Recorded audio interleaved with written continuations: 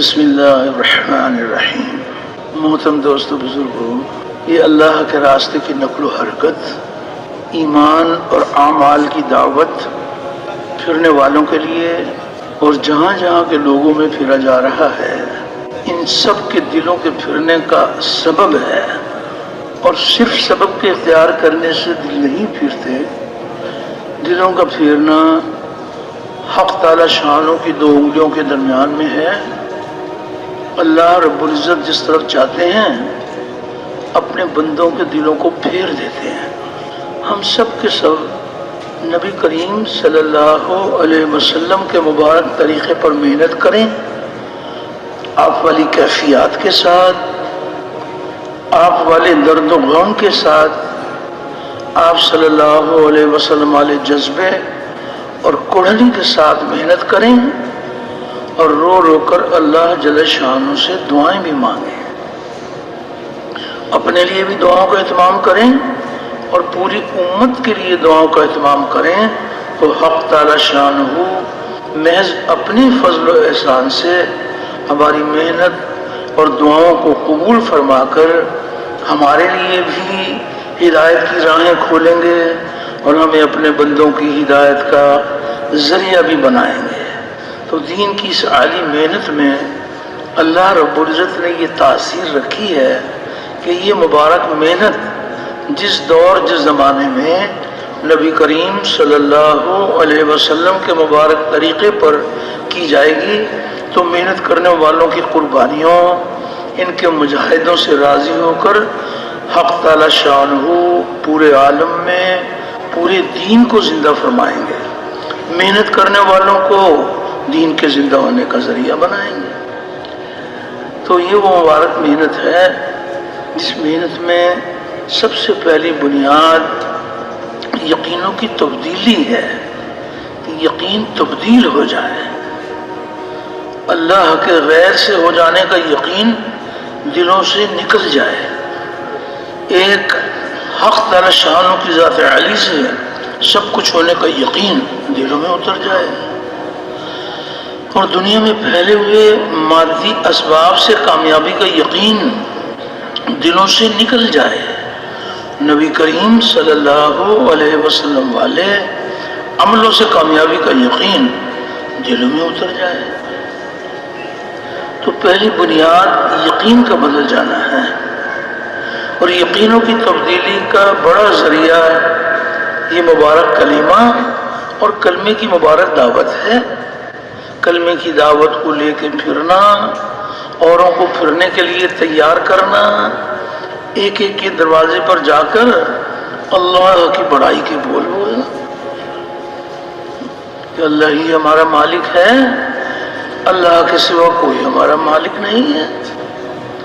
اللہ رب العزت ہی پالنے والے ہیں، اللہ کے سوا کوئی ہمارا پالنے والا نہیں ہے، وہی درد مندوں کے درد دور کرنے والا، غم زدوں کا راحت رساں، مجبوروں کی پکار سننے والا، بے یار و مددگار کی مدد کرنے والا، ہر اکیلے کا ساتھی، ہر اکیلے کا ہمدم، اور اللہ اتنا قریب جو کسی سے دور نہیں ہے۔ انسان اکیلا ہے، اللہ تعالیٰ شارک سے بھی زیادہ قریب، دو ہیں تو تیسرا اللہ موجود، تو اللہ اتنا قریب جو کسی سے دور نہیں ہے، اور وہ ایسا غالب جو کسی سے مغلوب نہیں ہے، اور ایسا پالنے والا کہ اپنے پالنے میں کسی نقشے کسی شکل کا پابند نہیں۔ ساری کی ساری مخلوق اللہ کی محتاج، اور اللہ کسی کے محتاج نہیں ہے، اور نہ اس کی ذات میں کوئی شریک، نہ اس کی صفات میں کوئی شریک، وہ اپنی ذات میں بھی یکتا، اپنی صفات میں بھی یکتا، اور نہ اس کی کوئی مثال، نہ اس کا کوئی ثانی، اللہ کا کوئی ثانی نہیں ہے، وہ ایک ہے، اکیلا ہے، جو چاہتا ہے اپنی قدرت سے کرتا ہے، اپنے کرنے میں کسی مخلوق کا پابند نہیں ہے۔ تو اللہ جل شانہ کی عظمت اور کبریائی کے بول اتنا بولیں، اتنا سنیں کہ ہمارے مردہ دل زندہ ہو جائے، اور اس بول کو لے کے پھریں اور اوروں کو بھی پھرنے کے لیے تیار کریں۔ تو یہ وہ مبارک کلمہ ہے کہ ہر دور ہر زمانے میں اللہ رب العزت نے انبیاء علیہ السلام کو مبعوث فرمایا، اور تمام انبیاء علیہ السلام کلمے کی آواز کو لے کر اٹھے۔ اللہ کے غیر سے ہو جانے کا سارے ہی نبیوں نے انکار کیا۔ اللہ رب العزت سے قدرت سے سب کچھ اور ہر طرح ہو جانے کو سارے ہی نبیوں نے بتلایا، اور اللہ پاک کی لامحدود قدرت سے فائدے حاصل کرنے کے لیے انبیاء علیہ السلام نے اعمال کے طریقے بتلائے، وہ مبارک اعمال بتلائے جن اعمال پر اللہ رب العزت راضی ہو کر دنیا میں بھی کامیابیوں کے دروازے کھولتے ہیں اور آخرت کی کامیابیاں بھی عطا فرماتے ہیں، وہ اعمال بتلائے۔ تو جن لوگوں نے انبیاء علیہ السلام کی کلمے والی بنیاد کو تسلیم کر لیا، یعنی حق تعالی شانہ کی ذات و صفات پر یقین لائے، انبیاء کرام کے دیے ہوئے اعمال سے وابستگی حاصل کی، وہ پھلے پھولے اور چمکے، تو اللہ نے اپنی قدرت سے ان کو کامیاب کر دیا، چاہے ان کے پاس دنیا کے نقشے تھے یا دنیا کے نقشے نہیں تھے، اللہ نے اپنی قدرت سے ان کو کامیاب کر دیا۔ اور جن لوگوں نے انبیاء علیہ السلام کی کلمے والی بنیاد کو تسلیم نہیں کیا، حق تعالی شانہ کی ذات و صفات پر یقین لانے کی بجائے اللہ کے غیر پر یقین کیا، جی چاہی زندگی گزاری، تو اللہ رب العزت نے اپنی قدرت سے ان کو ہلاک کر برباد کر دیا، چاہے ان کے پاس دنیا کے نقشے تھے یا دنیا کے نقشے نہیں تھے، اللہ نے ان کو ہلاک کر برباد کر دیا۔ تو سب کے آخر میں سب کے سردار حضرت محمد صلی اللہ علیہ وسلم کو اللہ رب العزت نے اسی کلمے کی بنیاد پر اٹھایا، جس کلمے کی بنیاد پر پہلے انبیاء علیہ السلام تشریف لائے، وہی مبارک کلمہ ہمارے نبی کریم علیہ السلام لے کر تشریف لائے۔ لیکن آپ صلی اللہ علیہ وسلم کی محنت کا میدان اور پہلے نبیوں کی محنت کا میدان، پہلے نبیوں کی محنت کا میدان ایک قوم، ایک قبیلہ، ایک شہر، ایک گھر، اور خاتم الانبیاء کی محنت کا میدان ایک قوم، ایک قبیلہ نہیں ہے، ایک شہر، ایک بر اعظم نہیں ہے۔ آپ صلی اللہ علیہ وسلم کی محنت کا میدان تمام عالم بھر کے انسان اور قیامت تک آنے والے سارے انسان نبی کریم صلی اللہ علیہ وسلم کی محنت کا میدان قرار دیا گئے۔ آپ کی محنت اس قدر جامع محنت ہے کہ تمام عالم بھر کے انسان اور قیامت تک آنے والے سارے انسان نبی کریم صلی اللہ علیہ وسلم کو اللہ رب العزت نے جس قدر محنت کا میدان وسیع عطا فرمایا، اسی قدر عملہ بھی وسیع عطا فرمایا، اس قدر وسیع عملہ عطا فرمایا کہ جو بھی ایمان لے آئیں، شہر والے ہوں یا دیہات والے ہوں، پڑھے لکھے ہوں یا ان پڑھ ہوں، مرد ہوں یا عورتیں ہوں، جو بھی ایمان لے آئیں وہ نبی کریم صلی اللہ علیہ وسلم کے مبارک کام میں شامل ہو جائیں۔ نبی کریم علیہ السلام نے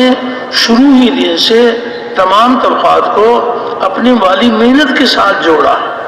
ہر مسلم کو کلمے کی آواز لگانے والا بنایا۔ تو آج محنت اس بات کی ہو رہی ہے کہ پھر سے امت نبی کریم صلی اللہ علیہ وسلم کے نہج پر محنت کرنے والی بن جائے، امت کا ہر طبقہ کرنے اول کے طبقے کے مشابہ بن جائے، تو ہمارے نبی کریم علیہ السلام کو اللہ رب العزت نے جس مبارک کام کے لیے مبعوث فرمایا، اسی مبارک کام کے لیے آپ کے ساتھ ایک امت کو بھی مبعوث فرمایا، امت مبعوثہ۔ تو کیسے محنت کے میدان قائم کیے جائیں؟ کہ اللہ جل شان نے اس امت کو جس مبارک کام کے لیے بھیجا ہے، امت اس کام کے کرنے والی بن جائے۔ اس مبارک محنت میں سب سے پہلی بنیاد یقینوں کی تبدیلی ہے کہ یقین تبدیل ہو جائے، اللہ کے غیر سے ہو جانے کا یقین دلوں سے نکل جائے، ایک حق تعالی شانوں کی ذات عالی سے سب کچھ ہونے کا یقین دلوں میں اتر جائے۔ تو یقینوں کی تبدیلی کا بڑا ذریعہ یہ مبارک کلمہ اور کلمے کی مبارک دعوت ہے۔ کلمے کی دعوت کو لے کے پھرنا، اوروں کو پھرنے کے لیے تیار کرنا، اپنے اپنے دل میں اتارنے کی نیت کے ساتھ اللہ رب العزت کی بڑائی کے بول بولنا کہ ایک اکیلا اللہ مالک اور باقی سب مملوک، اور ایک اکیلا اللہ خالق اور باقی سب مخلوق، اور ایک اکیلا اللہ رازق اور باقی سب مرزوق، ایک روزی دینے والا اور سب کے سب روزی لینے والے، اور ایک اکیلا اللہ غنی اور باقی سب فقیر، ساری دنیا کے بادشاہ، اللہ کے در کے بھکاری، ساری دنیا کے حاجی نمازی، اللہ کے در کے سوالی، سب کے سب مانگتے، محتاج، اور اللہ کسی کی محتاج نہیں، اور نہ اس کی ذات میں کوئی شریک، نہ اس کی صفات میں کوئی شریک، وہ اپنی ذات میں بھی یکتا، اپنی صفات میں بھی یکتا، اور نہ اس کی کوئی مثال، نہ اس کا کوئی ثانی، اللہ کا کوئی ثانی نہیں ہے، وہ ایک ہے، اکیلا ہے، جو چاہتا ہے اپنی قدرت سے کرتا ہے، اپنے کرنے میں کسی مخلوق کا پابند نہیں ہے۔ تو اللہ جل شانہ کی عظمت اور کبریائی کے بول اتنا بولیں، اتنا سنیں کہ ہمارے سوئے ہوئے دل جاگ جائے، سوئے ہوئے دل جاگ جائے، اور اس بول کو لے کے پھریں، اوروں کو بھی پھرنے کے لیے تیار کریں، اور اس بات کی بھی دعوت دی جائے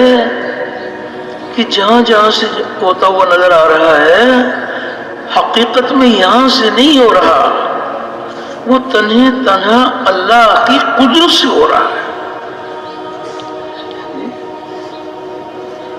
ایک ہے انسانوں کی نظر کا یقین، اور ایک ہے غیب کی خبروں پر یقین۔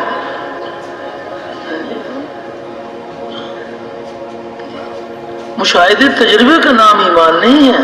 ایمان بالغیب۔ اللہ تعالیٰ اور اس کے رسول صلی اللہ علیہ وسلم نے جو غیب کی خبریں سنائیں اس پر یقین۔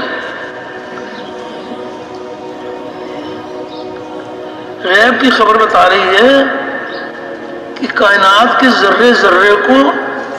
اللہ رب العزت نے اپنی قدرت سے بنایا ہے،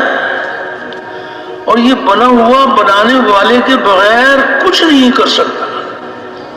بنانے والا بنے ہوئے کے بغیر سب کچھ کر سکتا ہے۔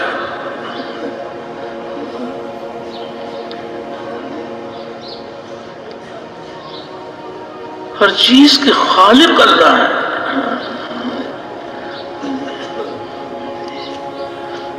یقین دل میں اتر جائے کہ کائنات کا ذرہ ذرہ اللہ رب العزت کے ارادے کے بغیر، اس کے حکم کے بغیر کچھ نہیں کر سکتا۔